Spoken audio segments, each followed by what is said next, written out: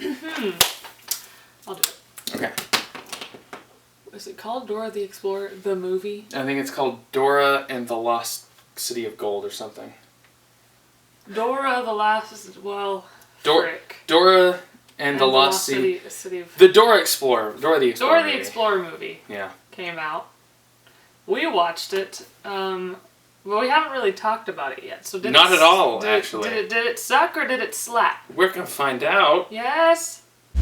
We're on to something big, Dora. An ancient city made of gold. Parapata. And your mother and I are going to prove it. And me. I'm sorry, sweetie, you're not going. What? 1, 2, 3. This is the worst movie that's come out in years. This is worse than Toy Story 4, and I don't say that lightly. First of all, you have to say what you like about it.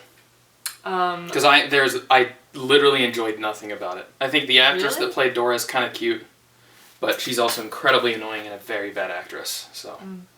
I don't agree. Okay, you have to articulate. I liked it. This reminded me of High School Musical if they weren't taking themselves too seriously. But I liked High School Musical. That's an endorsement? I'm sure you didn't like it, so... No. For those of you who liked High School Musical and it's cheese, I don't know, it's some good cheese. I don't know, I think High School Musical is better, because High School Musical had, good... enjoyable musicals, musical parts, like songs and dances and stuff. And it was a very small budget. Yeah. You could tell it was that shoestring Disney Channel movie budget that they actually made go quite a long way, and a lot of those actors ended up doing a lot of amazing stuff. These 4 leads are duds. All 4 of them. I couldn't stand them. Was there...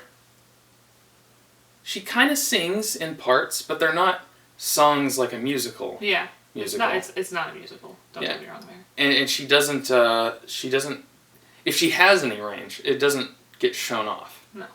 There's nothing, there's not like a show that comes out of these It's just songs. Dora Explorer songs. Yeah. It's like that level of singing ability. You have to continue, because once we get to why I hate it... I'm not going to be able to stop. It's like, okay, my voice is echoing a lot. Can you hear that? Or is it just me? That's what people sound like when they speak loud enough for others to hear. Maybe it's the direction. You're just not used. You're just not used to being this audible. Okay. It's the mic's even picking you up. Yeah. Okay. So this movie is the type of campy bad movie that I feel like I had to watch. It's not that it's. I gave it a thumbs up, but it's not a great movie. It's not a good movie. See, I don't do that. If a movie's bad, I give it a thumbs down. I thoroughly enjoyed myself. I liked it.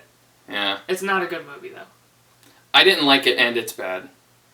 That's why I can't say it sucked, because I enjoyed myself so much. I was this the whole movie. And then every once in a while I went like this. Dora the Explorer is a good... iconic educational show that, everyone watched. It was fantastic.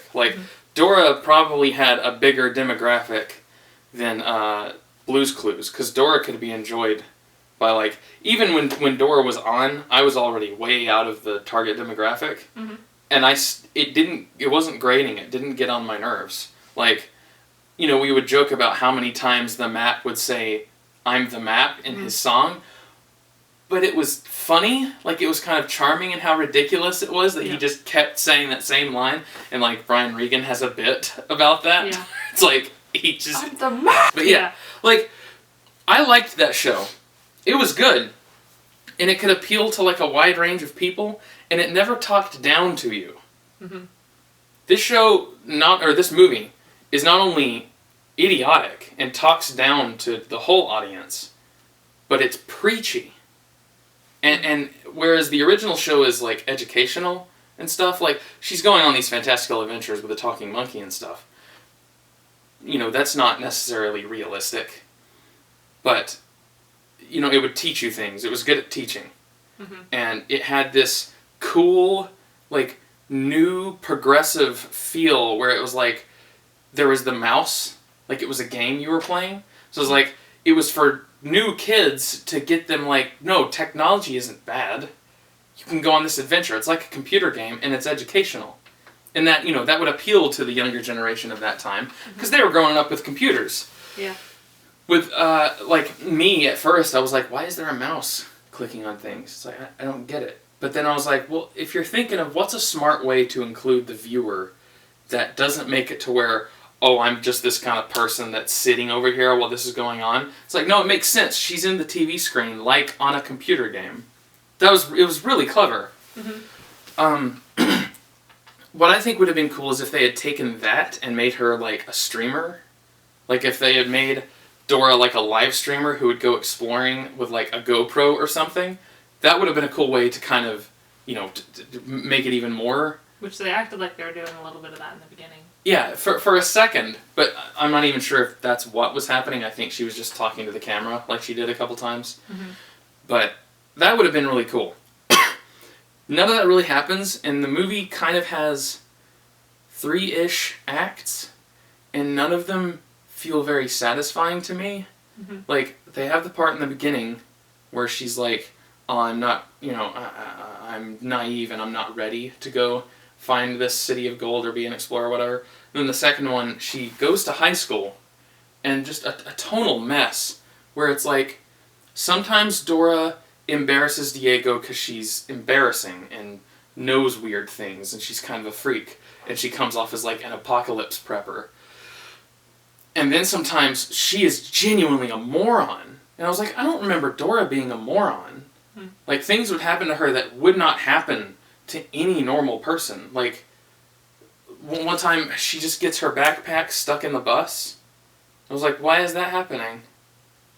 How come she can't get off? She's like prepared for every kind of emergency. Can she not get out of this?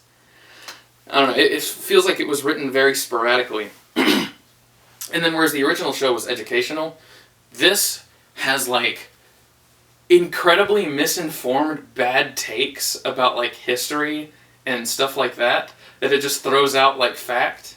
And then, so I don't accept the excuse that a movie, it doesn't have to be good because it's made for kids. Especially when you look at the show, which was kind of enjoyable for everyone. Quality is quality, and kids are smart. The movie wasn't written to be enjoyed by all kids. It was kind of just written to be a product that's being sold. Like, it doesn't look like they went through very many drafts with this script or anything. The gist of my criticisms is, this movie is 100%, it can only be defended by, it's not good, but it doesn't have to be good, and that does not exist, in my opinion. Like, I think the old 60s Batman is just genuinely good. It's campy, but it's also really good. It's very entertaining, there's likable characters, and frequently the writing is clever and fun. This is not that. This is campy, but it's also bad.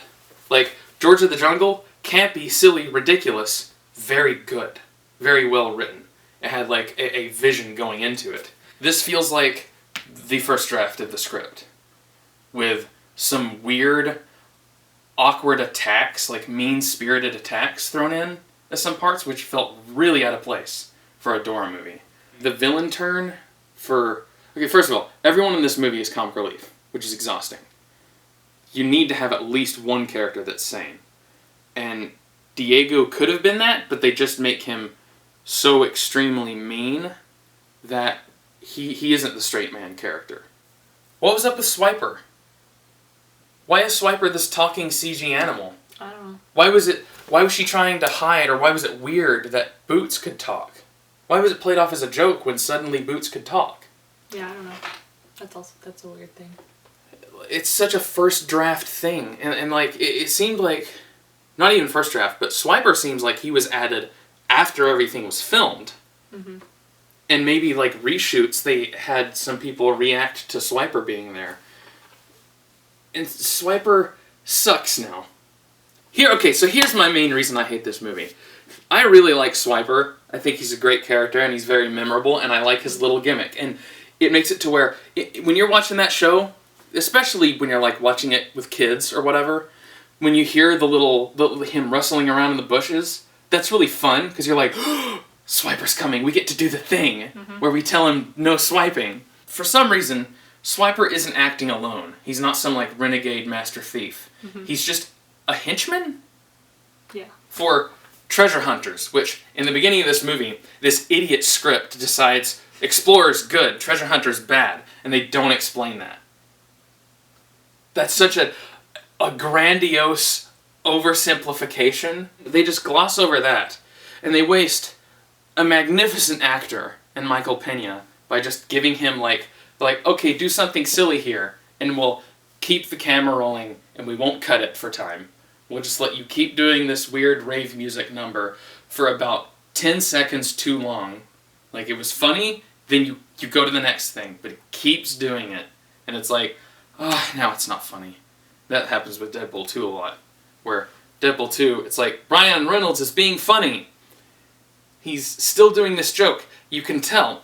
Ryan Reynolds, a good actor, just like Michael Pena, is thinking, I'm going to keep going with this bit. I'm going to take it in a bunch of different directions. And they can cut around the good parts. They can say, okay, this part, these are all the good parts. We'll put those all in a row.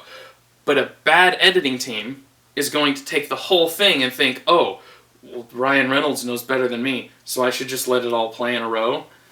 They do the same thing with Michael Pena in this movie, where he's being hilarious if you take the bits out and put him in a good joke. Then at the end, when like a satisfying character arc could have happened, where Dora has proven to her parents that she is ready, they just pull the rug out from under you and make her want to go back to school, where she was literally learning nothing. If it would have been different if in the school scene they had shown her like learning and growing, but she isn't. She's obviously being held back by the whole structure. And once she gets back into her element, that's where she's like a frickin' superhero.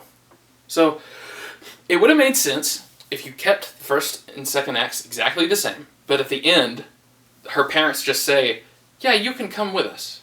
Like, you're clearly able to do this. You found us. You were able to find us and save our lives. They're like, heck, you can run this operation now. That would have been great. Or totally change the second act and keep the ending, where it's like Dora's actually learning from being around the regular people in America, just going to work, or not going to work, oh, Freudian slip, going to school. But as a result, it just makes no sense. And about only a couple seconds into me criticizing this movie, I can already hear people saying, why do you care so much? I'm like, why do you not care? You like it. And you admitted that it's not good. Yeah, it's not good. It's just that you don't expect much from it. I didn't expect anything from it at all. I expected this to be just... Well, I don't know. I didn't expect to have as much fun as I did. I actually had fun watching it. I laughed several times. I think at the beginning of the movie I was excited. Yeah, I was excited too. It did this thing that I wish people would stop doing. And then it walks it back for no reason, which is the worst of both worlds. But at the beginning, it shows Dora going on her adventures with Diego, like in the cartoon. And then it goes back and it's like, oh, it's not real, they're just imagining. And I'm like, well, that's already lamer than this could have been. This is already not as cool or fun of a movie as it could have been, because you decided we need to make this realistic, be it because of budgetary reasons or because you're cynical and lame. But then, by the end, they casually just reintroduced Swiper as a real talking fox, despite everything before now has been realistic and stuff. Then Boots talks again, which to me, you should have just done it how it was in the beginning. Just done it like that. Boots talks the whole time. You can even have him go from, the same voice actor of the original show with his high, little kid voice, and then have him have grown-up, gristled Danny Trejo voice later on. That way, that bit really works and is funny. That's why I said once I got onto it, I wasn't going to be able to stop. I could just find nothing of value. Why was the treatment of the villain at the end so cruel? Like, I don't get that. That happens in a lot of these poorly written kids movies where they're really, really mean to the bad people. This guy, he has to serve like 1,000 years in prison in this Incan thing, and like, it's played off as a joke. And if you're doing something as like a black comedy, like a satirical adult thing where you're just being really mean to people because it's funny and that's the thing you're going for, sure. But in freaking Dora the Explorer, we're being like, this guy is unforgivable. Mm-hmm. And it's almost like once he calls himself a treasure hunter, and now he has committed the ultimate sin, which that just goes completely unexplained. Well, on that note... You don't have anything? Nothing else? I don't know. It was just a movie. I mean, do you have any response to what I'm saying? Nope. I don't know. Okay. I don't really know what to say to it, because it's like, those are all really good points. Oh, that's disappointing. Yeah. I honestly watched it, and they had a couple parts where it reminded me of Dora. And honestly, I really didn't like Swiper at all. I thought he was, like, just really out of place. Even in, like, contrast to Boots. Yeah. Like, his character design, too. Yeah, the way he's animated, it looks like he was rushed. Yeah. Like, the way he's actually animated looks really stiff. Yeah, it reminded me of the Sonic the Hedgehog trailers.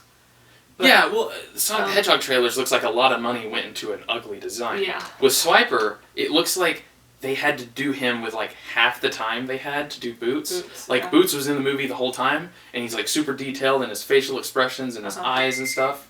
All the stuff with Boots was, like, good, and then with Swiper, like, his head and the way his eyes just kind of looked off in whatever direction. Yeah. It looks really rushed. They never tried to do close-up shots because they didn't want to put that much detail or... Yeah, he was very far off the whole time. Yeah, I agree with you that I think he was just like a thing that they added in later. In regards to it contrasting the show, I wish they would have added more of, like, her using backpack and the map, because I don't think I ever saw her using them. No, there's that weird drug scene where they all get high and are seeing it, like, the cartoon. Which was weird. Yeah. That was thematically very strange. Yeah. To have in a movie based off of Dora the Explorer. So I'm saying, it feels very cynical. Like, you know when people... I see people make these stupid, edgy 12-year-old jokes about Mario being a drug trip because he eats mushrooms. Mm-hmm. And it's like... That's funny. Because it's like, oh yeah, mushrooms. That's like a drug. So no wonder everything looks weird and he thinks, you know, this is a big dragon turtle. But you're also missing the point, and you're missing it obviously, and that's kind of what the joke is. Mm-hmm. But I feel like this is the joke going so far that it's no longer a joke, and they think that that's actually amusing. It's like, haha, this would never happen. And it's like, how old are you? Like, how old are you when you wrote this? It's like, no, make the movie fantastical. Make it have the bridge troll. Like, have a bridge troll scene with the big yellow troll and he's grumpy and stuff. I would have liked it if they had, like... Have the bipedal cow with his cool bandana. She has to have, like, a time where she has to use the stuff that's in her backpack, because her backpack was the ultimate survival tool. Mm-hmm. Like, everything in there she had in order to survive a trip into the jungle or a trek. I would have liked to see her, like, go barely bring it up. Things where she has to, like, use one of her fantastical tools. But they don't really focus on that. Or when she has to use the map. I don't think I ever saw the map. They were talking about the map. You see him, like, once, but it was in the very beginning, and then the second time was during the drug trip, which is, once again, the most cynical and pathetic way of doing that. It's like, drugs, to see, you know, metaphorical, you know, symbolic storytelling. Drugs. Yeah. I'd recommend you go watch it. I still think it was pretty fun. I'd say don't take your kids, because your kids will become cynical, harsh people for watching it.